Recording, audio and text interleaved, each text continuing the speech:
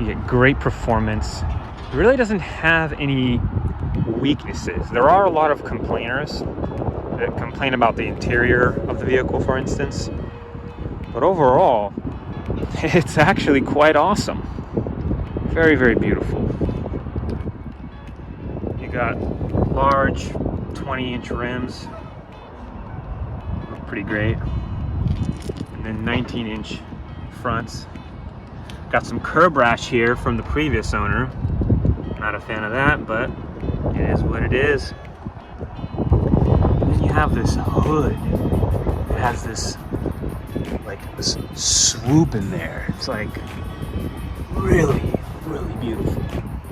And you know, I didn't want to get the black one, but I did. And you can actually see a complete reflection of yourself in the black vehicle. It gets dirty. It gets dirty so fast. Literally in 2 days, the vehicle got dirty. Look, it's already dirty. Now, I did drive in like a wet, kind of rainy area. And look at that. Look at how beautiful that is. Wow. Absolutely breathtaking. Gorgeous. And look at that. Quad exhaust. Really cool. Awesome looking logo over here. You got the little, some people call those wings, but I think those are like flags. Yeah. Then you got the brake light over here.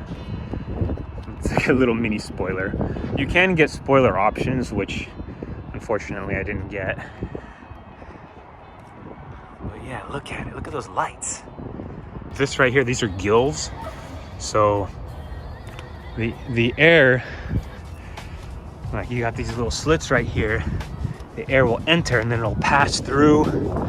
And depending on which model you have, they'll come out of a couple different areas, but you got gills here so it can breathe, which is pretty awesome. And some models like the Z06 or the Grand Sport will have an additional gill right over here. And what it'll do is it will provide additional cooling to the brakes. Very, very neat to think about. And look, you got more gills right there as well. So the engine does get pretty hot pretty fast.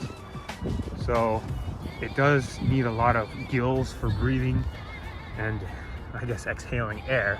There's some gills right there. And then you have the air, got the air intake. And no, this video is not yet sponsored by Target or Rite Aid or Penske Truck Rental. So let me show you what's under the hood over here. And then I'm gonna also talk about the hatchback. There's actually a lot of room back there. Surprising. How the engine is laid out is also quite interesting. Let me show you, because the engine is actually behind the axle, which is very odd, but let's take a look. So yeah, this right here is the star of the show, the LS engine. It's got 450 horsepower and pound-feet of torque. And this is actually considered one of the slower engines, believe it or not. And you see how it's behind the axle? Like you got your tire right here, and the engine is slightly offset. And then what they did is they took the transmission and they put the transmission in the back so you can get much more even weight distribution in the vehicle. So essentially you get better balance while driving and that kind of thing. I actually need to clean the engine bay a little. It's rather dirty. Previous owner did not really clean it. The engine bay actually requires, I guess, special cleaning procedures. I'll probably show you what I'll be doing for that. But I'll also show you the detailing kit that I got to be able to detail the exterior of the vehicle and also the interior. Don't forget this right here, this top, it actually comes off and you can store it in the back, and I'll show you how that works also. But yeah, look at this. Look at how beautiful this is. You got that air intake on the front there. It's truly, truly something. Now, there are some downsides. Some of the components of the vehicle are considered kind of rather cheap. Like for instance, you have kind of minor cosmetic gripes. Like over here you have some peeling paint. I really think it's just because the engine is just piping hot. And this is a V8 small block. And so imagine like a giant truck engine, but the V8 small block is really, it's just so compressed and so condensed. So yeah, actually closing this is, it's kind of cool that it holds itself up, but closing it is rather hard because you can't really close it from this angle. You have to kind of like go into the middle of the car and then just kind of give it a little bit of power when closing it. Like that. This is not the battery. The battery is actually in the back. Let's go take a look at it. The other interesting thing from going from the C6 to the C7 is you get this vastly improved interior. You have these beautiful looking doors. The interior is rather nice actually. Cool looking seats, tons of room in the back there. I mean, I got crates, I got tripods, coats. It's just really beautiful. Like, look at this door. What on earth? And there's a button that you press to open the door. Look at this.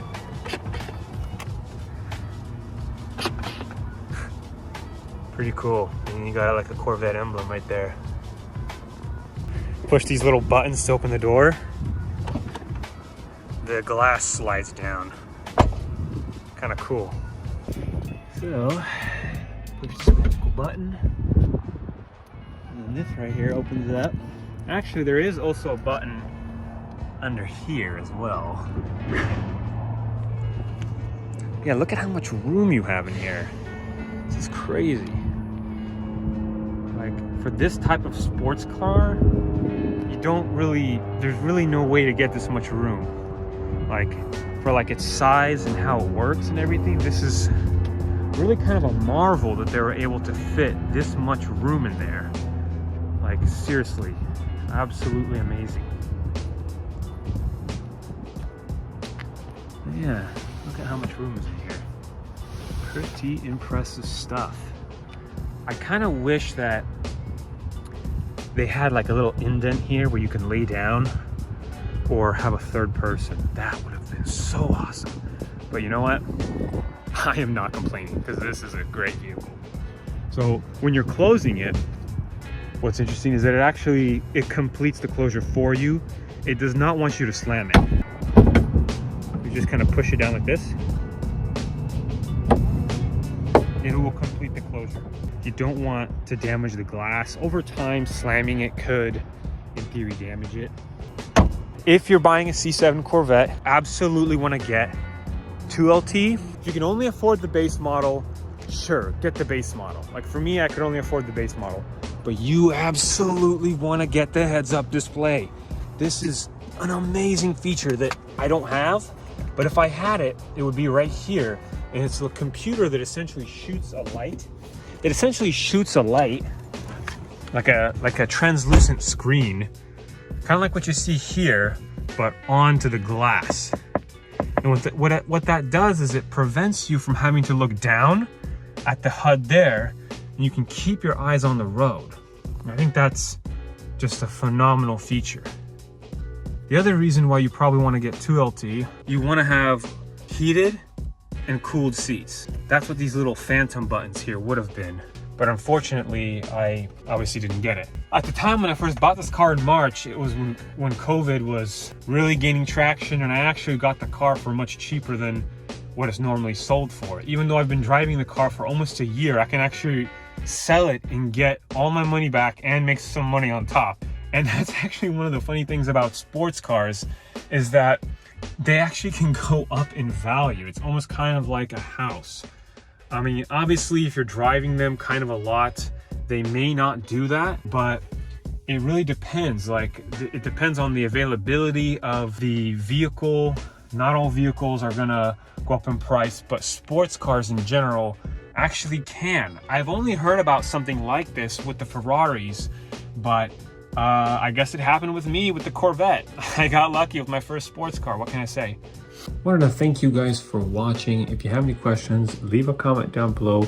and definitely subscribe if you like this type of content. Sports cars from Audi or Mercedes-Benz, they will think that the interior is kind of a step below that. I think it can almost match it if you get the 2LT or 3LT, because you get a much nicer type of leather interior. You'll get like better stitching. I mean, the stitching here isn't bad or anything, but it can be, you can choose specific colors, and the type of leather that they put in will be higher quality. The base model, I think it's quite nice, but people in general do complain about how Corvette has always had kind of a horrible interior. Take a look at the C5 and take a look at the C6. I got some great clips of the C6. The interior, I would say, is definitely dated in the C6 and really dated in the C5. The early 2000s were a very weird time for GM and a lot of American car companies. And even the 90s were a little bit weird, but not.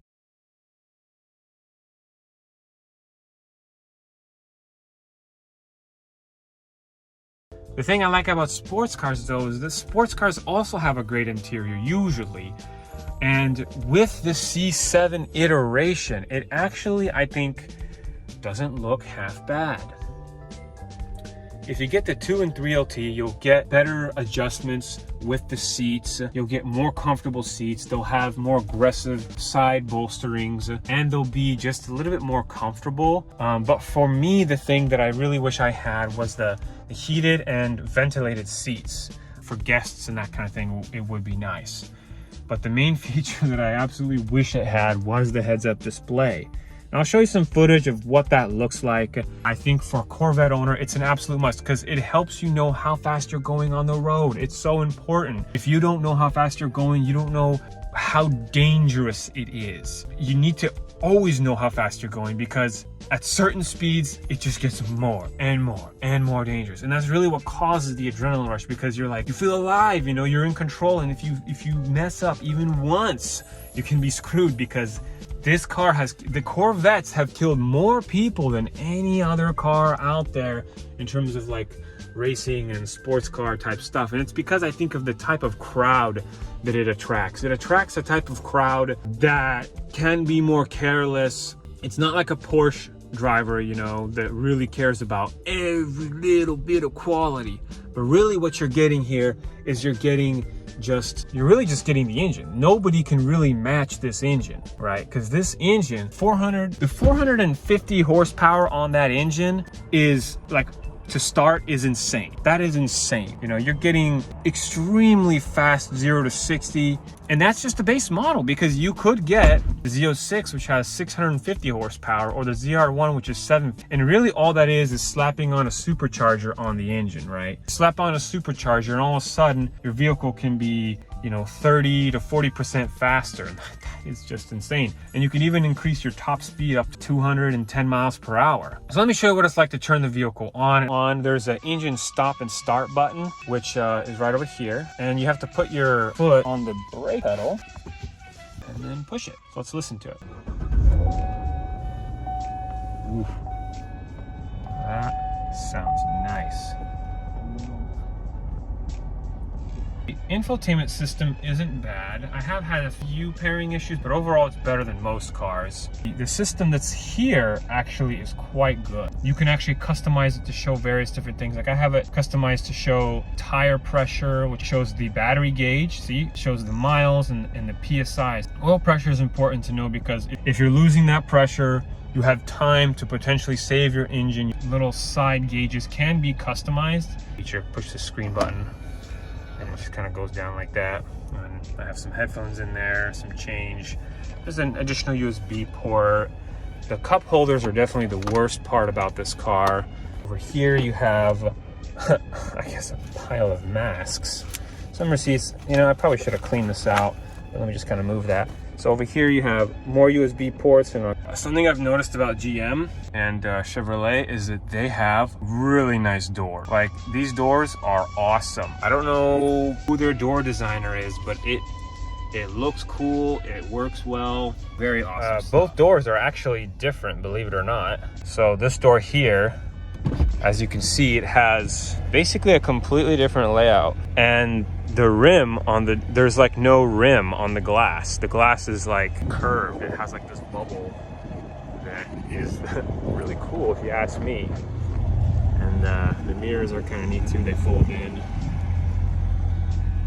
And it's funny how they're both different. Like you got the side button here, and then there you got the button kind of going upwards. And these are actually grab bars. So whenever you're driving with people and they get scared, they actually grab onto that so they can feel less scared, basically. All right, let's go over the infotainment system real quick here. So this is the infotainment system. It's pretty decent. I like the controls. I like these little knobs. They're kind of a cool design. They have this nice rubberized texture, which feels quite nice. I really like that. And I think it looks good too. It doesn't just function good, it looks good too. I do have light gripe with the knobs. They don't always, like if you turn it really fast, did you see that? It didn't do anything. So you have to kind of like push down on it, and you have to kind of learn how to use them. You can't just automatically start using them and expect everything to work. It just doesn't always work like it should. It doesn't read the electricity on your fingers. It instead is pressure sensitive, which is kind of odd. It's kind of, I would say, old school, and it's a little bit, I would say, kind of laggy. So like you click and just sometimes doesn't do anything. You have to learn how to use it, just like these knobs. You have to kind of do like a firm click. And the speakers are decent. I have the stripped down speaker system. It is still Bose, which is kind of all right. I think that's a microphone. So when you're talking on the phone through the car, it actually can hear you pretty dang good. You got some speakers in the back as well. Some speakers on the bottom over here. I wish that it provided specifications for how much it's reducing bass and mid-range and treble. You really just don't know. You know, you press it and you're hoping that you can get to the desired level, but the bass is just completely out of whack. I hear that the upgraded audio system is substantially better. I'm really not complaining, it's good. It's just calibrated a little bit differently, a little bit not how I would expect it to work. I think it looks kind of nice, like I like how you can fold it away, right, when you're not using it, but the cup holders are quite cheap. There's this like centerpiece, which looks like the cheapest part I've ever seen in my life. It's cool that it comes out, and so you could have more space in here if you wanted. And then there's like a little latch right there that this slides into. But I feel like it's a little bit kind of finicky, and it doesn't really represent the Corvette brand. And there should be little like wings, little butterflies that come out from the side here like that to prop the item in better. This will definitely, like if you're driving kind of crazy, kind of how you're supposed to be in a sports car, your drinks do sometimes fly back, they fly out. It's not deep enough. It needs to be deeper, and it needs to have some side bolstering. Then over here you have mode selector. So if I turn this knob, so right now I'm in touring mode, so I'm gonna change it. Now it's in sport. It automatically changes the way the engine sounds. Listen. See, it's quieter. Touring is quieter in a quieter neighborhood. Sport gives you more power, it's a little bit louder. And then track gives you the loudest, most powerful experience. Trying to race, this is probably how you want to go. The characteristics of the vehicle change substantially, like the throttle response is just much quicker. The steering wheel becomes more stiff. So when people are driving in track, it's usually when they're literally on the track, when they're literally racing other vehicles. And apparently that's what you do when you get a sports car. I haven't actually done that yet, and I really want to. I think it'd be really, really fun. Now we do have a sponsor for this video, and it's going to be Unbeatable. They have supplied us with quite a few awesome car mounts. And this next one we're going to talk about is a cup holder car mount. So as you can see, I have the car mount right here. And the purpose of this car mount is for people that either don't want to mount it on the glass, they don't want to mount in the air vent, and maybe they can't mount it on the dash. Well, having a cup holder car mount is actually, I think, the way to go, because it doesn't really get in the way of anything. which that I really like. So when you insert it, this right here has like a flexible arm, and then over here you can tighten it. So something like this is gonna really give you more visibility, because the downsides with the air vent is that it can make your phone hot in winter time, and then obviously mounting it on the glass can restrict your vision. All right, there you have it. This right here is a great alternative. I highly recommend it for the Corvette. I really like the steering wheel. It has really nice controls. This is right here is for the cruise control. You have over here volume rocker, so when you're driving, you never have to take your hands off of the steering wheel. I mean, the knob is right here. It's close, but it's nice to be able to have that there. And then these are your little selectors. So when you're using your heads-up display, like if you press up, it actually moves around. Like over here, I pushed up. Now I have oil life. Let me show you more in detail. You have all these different little areas. So this shows your tire pressure. The gauges you see on the side here, they're customizable. So we got fuel range, V8. We got trip monitor systems. So if you want to see how long you've been on a trip, what your average fuel economy, 20 mpgs, and that's me driving kind of crazy. Let's see here. When I'm driving a little bit more calm, I can get the average up to like 25, 27. And if I'm going on a trip, like if I'm driving for an hour on the highway or freeway, I absolutely love this built-in computer system. It's the best I've seen in a vehicle so far. Let me show you what other areas are. So I'm usually in info, but I do really like performance. If you select that, it shows like different G-forces, like when you're turning, center of gravity, and which direction the G-forces are. If you want to improve your 0 to 60 time, you can track it. And more trackers there. Oil temperature, oil pressure, battery voltage. See, these gauges right here, I've customized them. I've put my battery voltage, for instance, on the side right there. I really like seeing my battery voltage. In my previous vehicle, my battery would literally end up dying because I didn't know how much voltage I had. I didn't know the battery health. We have trans fluid temp, are old, or if the fluids have leaked out, my transmission temp could rise, and I need to pay attention to the transmission temperatures. And then you get your horsepower, and then your tire temperature. When the tires are warmed up, you have basically full performance in your vehicle, which is great. I love that.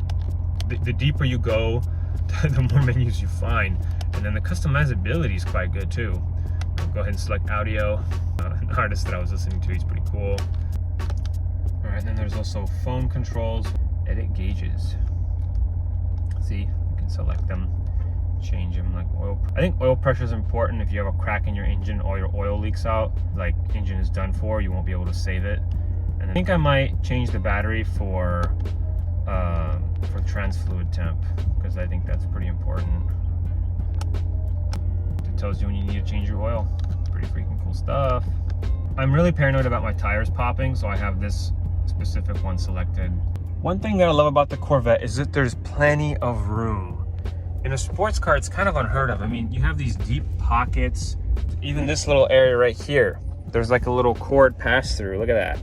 It can pass through inside, and you can charge your device inside. Look at that. It's nice. It's very well thought out design. I can really, and you don't even have to do that. You can just plug into these USB ports here and do the charging from there. That's also a possibility. And then you also have your auxiliary in. Don't want to use USB ports to charge, maybe you just want to listen to music and you hate Bluetooth, because Bluetooth can be troublesome, you could do that. You want to power another device? You have 2 of these. This is just amazing. Look at that. Got one here. So next up, I want to show you guys how to take the top off. So we'll be taking this off and we'll be inserting it in the back over here, and then we're gonna be driving around. So basically, yeah, it does have the ability to be a convertible, which I find pretty cool. It is a little tricky, like the most amount of space, like especially if you're storing other things in the back.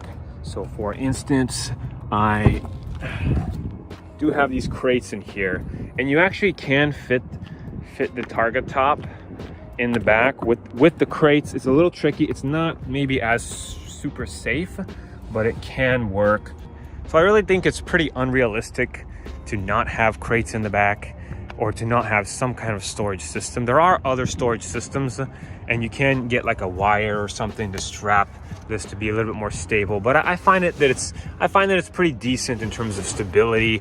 I don't really have much problems with it, and I feel like it's like there's definitely a sweet amount of storage in the back over here. Like you can almost fit a person back here, seriously. Like if you absolutely needed to, you might even be able to sleep here, potentially. I might even kind of screw around with that idea and maybe try it out.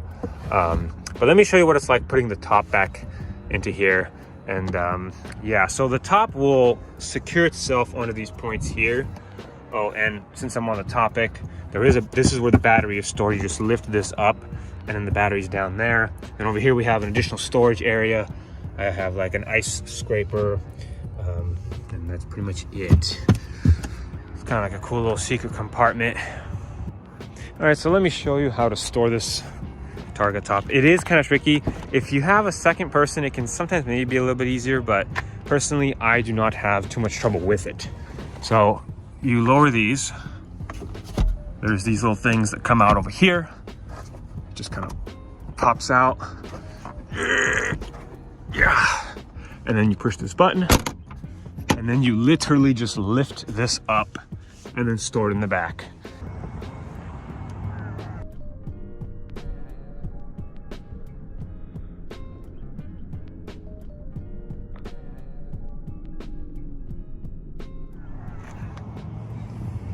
Probably about maybe 25 pounds, maybe.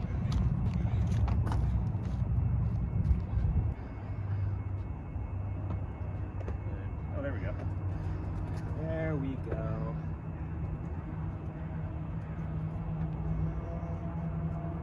All right, there you have it. So I've inserted it. There are these little notches right over here.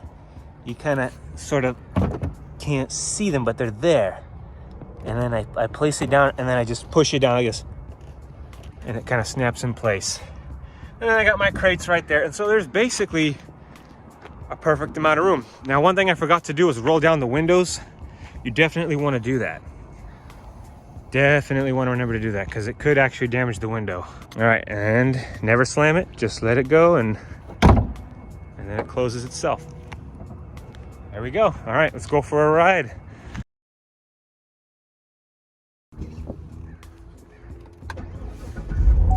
So one last warning about this Targa top. It could cut your head off if you don't properly secure it. I don't recommend doing what I'm doing here. It is potentially dangerous at high speeds. All right, so there's probably gonna be somebody that's gonna try to race me. We'll see how that goes.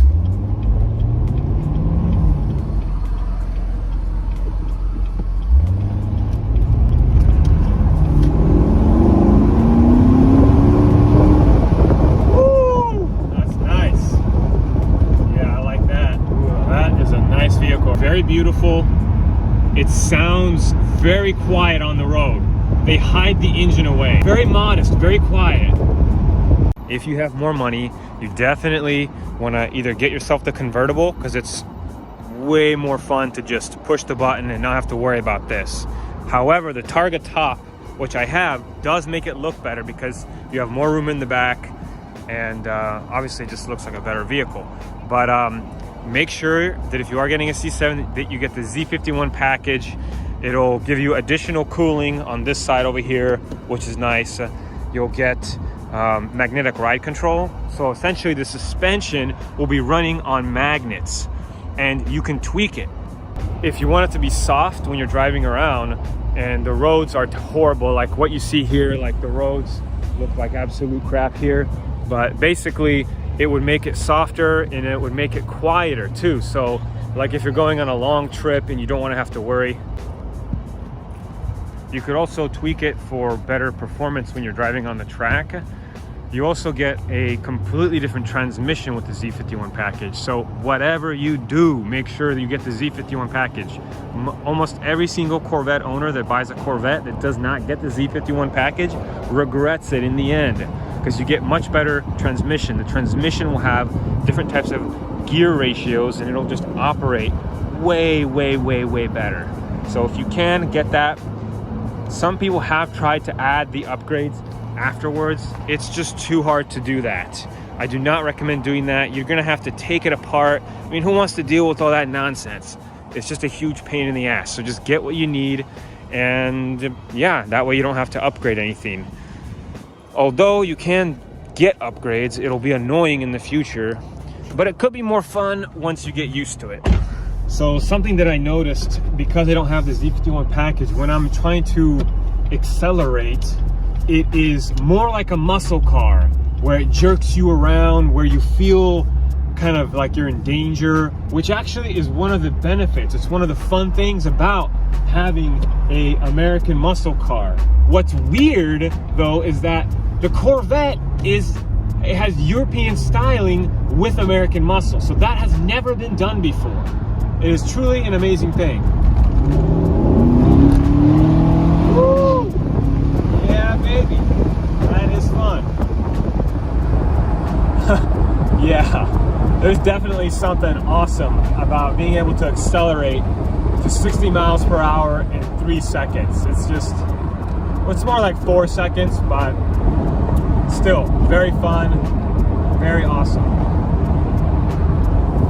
Now, being able to drive around with the top down, it's just so much more fun to have the open air experience, to be able to breathe the air, to be able to look up and see the sky, and just to kind of look around. You just feel like you're more connected with the world when you have the top down.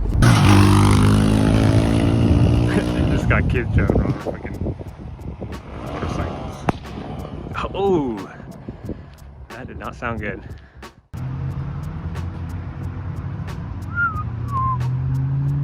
So cool, it absorbs whatever color is in the area. So if it's really blue outside, it'll turn blue.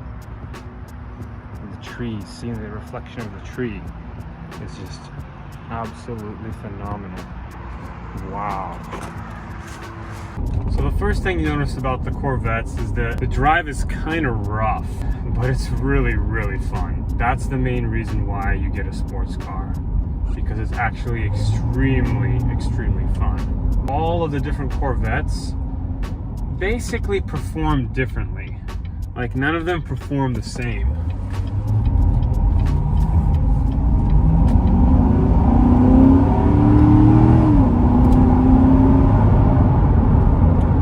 So this particular model that I have here, it can do 0 to 60 in like 3.8 seconds, which is pretty impressive. First time you drive one of these, it's like completely night and day. There's nothing like driving a Corvette. Really, maybe nothing like driving a sports car, because sports cars in general are just, they're just completely different from driving sedans, from driving vans or SUVs. They're really just not the same. Part of what makes a sports car fun is that you get basically an insane amount of power. Right? You get really good handling. So your handling is just phenomenal.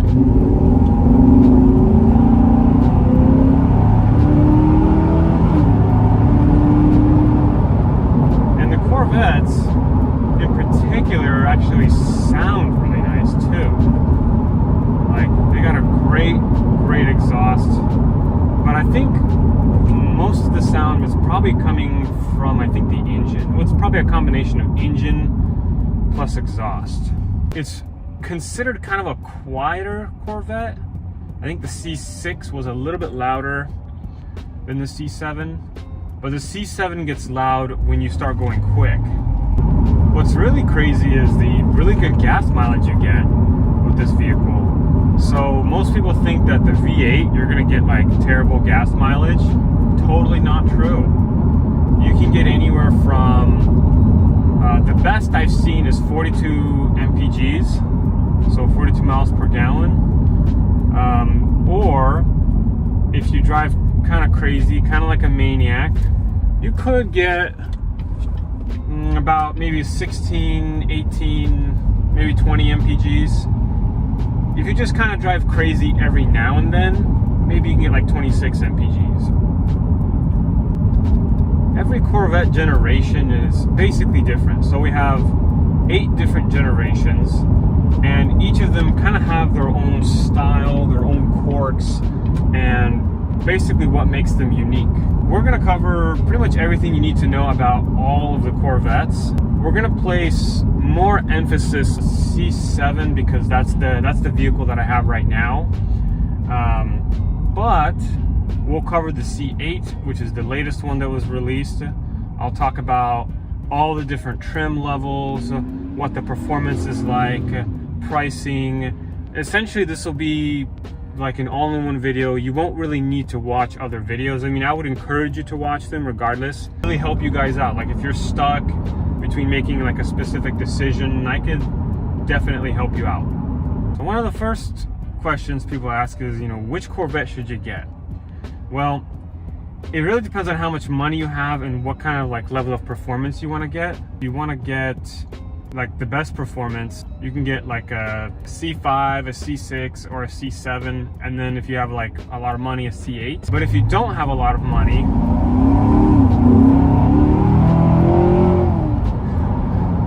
oh man, that's nice.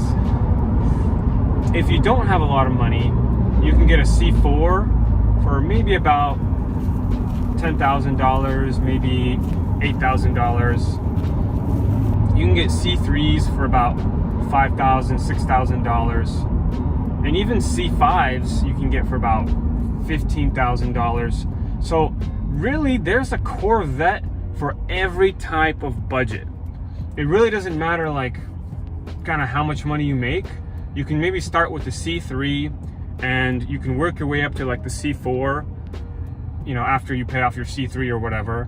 Or you can get like, let's say a C4, and then you can add specific upgrades. You can upgrade the engine, you can upgrade, the exhaust.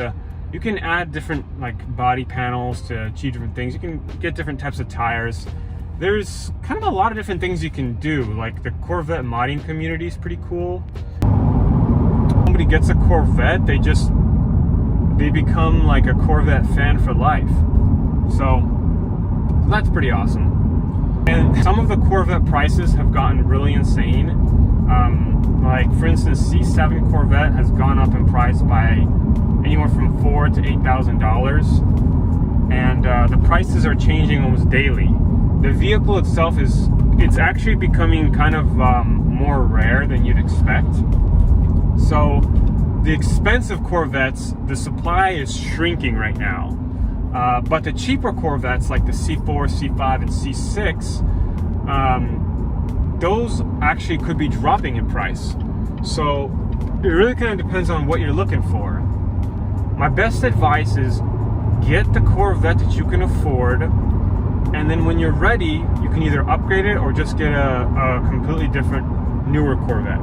But regardless of which one you get, you're definitely going to get like really good handling, you're going to get great performance, and you really don't meet too many Corvette owners that regret buying their Corvettes. Like when I was in the market for a new vehicle, I literally tried every single brand. I went out there, I went to every single car dealership, I test drove Lexus, Acura, Honda, I test drove Fords, pretty much any car I can get my hands on, I test drove it. I tested out the C6 on Turo, and I drove it around. I rented it from a guy who runs a mini mart called Milano Mart. I'll have links in the description if you guys ever want to rent any of his vehicles. But really cool guy, real nice, and yeah, the Corvettes leave such a crazy impression on you. It's quite insane the kind of impression that it leaves on you. Like, it's just cool that you can get a vehicle that basically gets you friends. Like I was driving around, and actually this group of people, they had I think like 3 or 4 cars. They saw my car and they were waving. They're like, hey, come over. And I checked it out, and they invited me to their like little car meet that had like 200 plus people that go there. I was like, man, this is crazy. This is so fun. This is so interesting that the car could just get you friends. Whoa, check out that exhaust. Holy shit, man, that is crazy looking. Whoa, so how does this work? Does that actually serve a purpose? It's just glass pipes. They have Yeah. I'm actually gonna tune it, and when I put a little shitty turbo in it, I'll tune it, and it's gonna shoot flames. Damn, that is awesome. That is so cool, man. Yeah, I've been thinking about switching mine out for a wide body version, or doing like work on it and stuff, but I'm like, it's too much work. It would be easier just to sell it and get something that already has it. But man, I give you props for actually doing the modifications and stuff. Yeah, 3.5 inch down pipe all the way down the bottom. So cool. And what's this right here, man? These like little titty home stickers for this guy right here. It's literally scary to drive this car because it's shaking, it's rumbling, it's making noises. And when you accelerate, it becomes progressively harder to control it. And one tip that I can give you guys if you're new to this is that, you know, if you're losing control, just let go of the throttle. That's literally all you have to do. It's not that complicated. Direction.